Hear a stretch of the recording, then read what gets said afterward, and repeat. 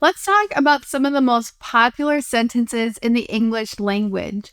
In this English lesson, I'll take you through a typical average American workday, and we'll talk about sentences that I think you could use all of the time in English and that you're definitely going to hear when you speak with native speakers. Let's get started with the lesson. Another day, another dollar. This is such an American phrase because it really equates time with money. So a lot of times when we wake up and we don't want to go to work, we just say another day, another dollar. This means like, I just have to go to work today. I have to get my work done so that I can get paid. And once it's over with and I'll be home. So you might hear American English speakers use this phrase, another day, another dollar. Hi. Another day, another dollar. I've got to get to work. Now, when you say this sentence, it really blends together. I've got to get to work. I've got to get to work. So practice saying it while you're listening to this lesson. I've got to get to work. This just means that you're running out of time. It's time to go to work. So you might be eating breakfast and having a nice conversation, and all of a sudden you say, oh, it's 7 o'clock. I've got to get to work. That means I need to leave now. A lot of times we use these expressions. We say, I'm running on time, I'm running early, or I'm running late. If you're on time, that means you're going to make it to your work or whatever your destination is at the exact time you need to be there. If you're running early, it means you have extra time. You will probably be at your destination or your work early. And if you're running late, this is the expression we use to say that we need to go fast because we are going to be late if we don't start moving. We're probably going to be past the expected time that we need to be there. Try not to run late because it is so stressful. When it's time to get lunch when you're at work, you might just say, let's go to lunch. That means let's take a break. And maybe we're just eating lunch in our office location, or we're going to get lunch, but it's just time for lunch. Let's go get lunch. Now, another verb that we use when we're talking about going to get food is we say, let's grab lunch together. You can use this for any meal, really. Let's grab a snack together. Let's grab breakfast together. This just means let's go get it together. It's just a very casual way to say, let's get some food. The next 5 sentences will help you talk about how busy you are during your day at work. If you want to say that you're having an easy day, you might say, today is light. My workload is light. That means there's not many things to do. This would be the opposite of having a heavy workload. Or you could say, today is a breeze. We call something a breeze when it's easy to do. So you could say, getting a job is a breeze for me because I'm very qualified. That means it's easy for you to get any job because you have lots of qualifications. Maybe you have a lot of work experience or you have a lot of education that people really like when you are applying for jobs. When you want to say that you are busy with something, you can say you are tied up with it. A common sentence you might use is, I'm tied up with calls this afternoon. Or you might say, I'm tied up all afternoon. This means you're busy. When we say tied up, imagine like someone can't move because their arms are tied, but really, they're not tied. They just have a lot of people to talk to or a lot of things to do, so they can't give attention to anyone else. If you want to say that your boss is busy, you could say they are tied up today. That means they cannot talk to anyone else. Another way to say that we have lots of things to do is we say we are up to our neck. We can say, I am up to my neck in meetings today. This means I have so many meetings. Again, there's not room to do anything else for the day besides the scheduled meetings. If you want to say that you have been busy solving a lot of problems, you could use this sentence. You could say, I've put out a ton of fires today. It's like every problem in your work or your office is a fire, and you are a firefighter and you have to pour water on them or solve the problem. So this is an idiom. To put out fires means to solve problems. Here are 4 phrases that would probably be pretty useful and common when you're talking about ending the workday. You can, of course, say, let's call it quits.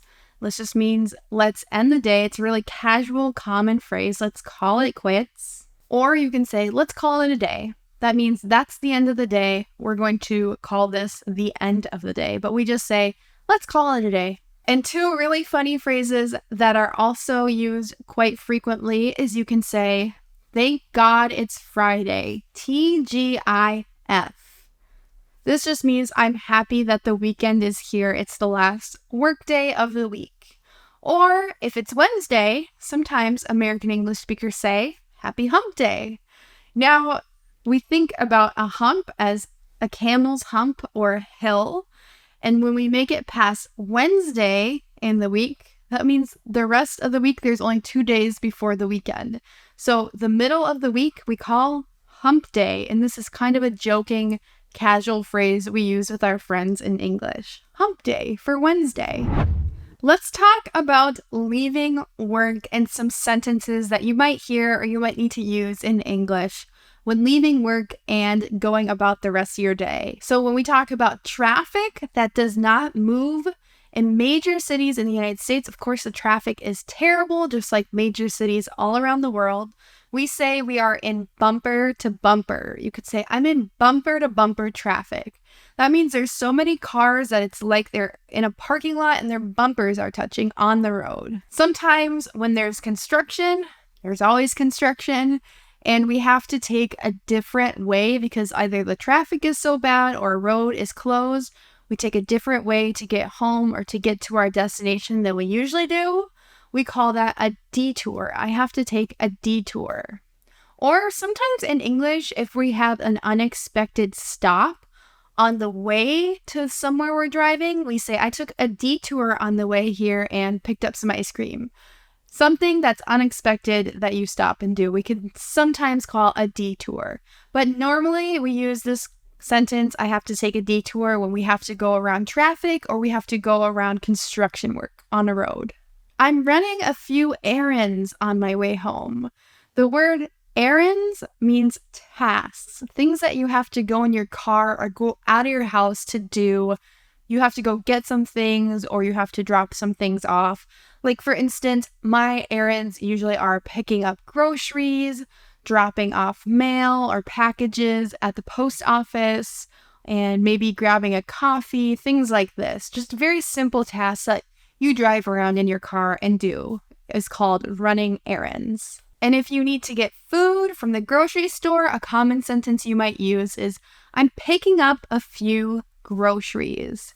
To pick up is a phrasal verb that means to get. I'm picking up a few groceries is the most casual and common way we say we're going to get food from the grocery store. If your car is running out of gasoline, we say, I'm stopping to get gas. Or you can say, I'm stopping for gas. That means you're stopping for gasoline in your car. You can say, I'm getting gas, or I'm running on empty, or sometimes Americans will even say, I'm running on E. I need to get gas. E stands for empty. When you look at your fuel gauge, you'll see the empty, and in English, we like to say E for empty. And sometimes me, personally, I'm always paranoid that I will run out of gas, so I get gas when I already have like a half a tank of gas. I just like to have a full fuel tank. It makes me really happy and satisfied. I will say I'm topping off the gas. So this means the gas isn't empty. It's actually probably half full or even more full, but I'm just going to get a little more while we're stopped. If you top off a drink, that means the drink isn't empty, but you're just filling the cup with more to the top. You're filling the gas tank to the top when you're topping it off. I'm grabbing a bite on my way home. This can either mean you're grabbing it to bring it home or you're stopping at a restaurant to eat some dinner. If you say, I'm picking up dinner, usually you're telling someone at home, maybe your husband or your wife, whoever, you're going to bring an already made dinner home from a restaurant. You're getting takeout. Sometimes my husband is on his way home from work. He will call me and he will say, have you made dinner or do you want me to pick up dinner? And sometimes if I haven't had time to cook, maybe the day has just been very busy, I'll say, yes, please pick up dinner. That means please buy dinner from a restaurant and bring it home. And when you're deciding what is for dinner, you could say what's for dinner, of course. But you can also ask someone questions like, what about Chinese? Or how does Chinese sound? This means how does Chinese food sound? We can replace Chinese with how does Italian sound? How does Mexican sound?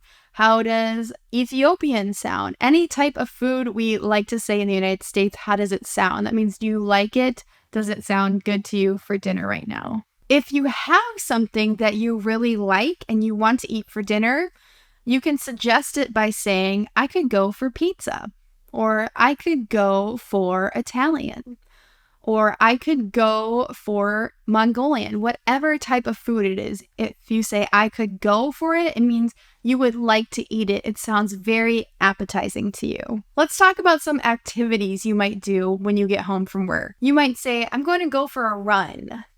Go for a run means you're going to go out running. Or you can say, I'm going to take a stroll. The phrase to take a stroll means to go for a nice leisurely walk just for enjoyment and exercise. If you want to watch a movie, you might say, let's turn on a movie. That means let's start a movie. And if you're like me, I've got to pick up the house before I go to bed. This means I need to clean everything and put everything back where it goes. I like when the dishes are done. I like when the laundry is done. I like when all the toys are put away. Things like that mean to pick up the house. When I need to do some laundry, I say I'm going to run a load of laundry. This means I'm going to start by washing the clothes and then putting them in the dryer. To run a load of laundry means to clean your clothes and to dry them.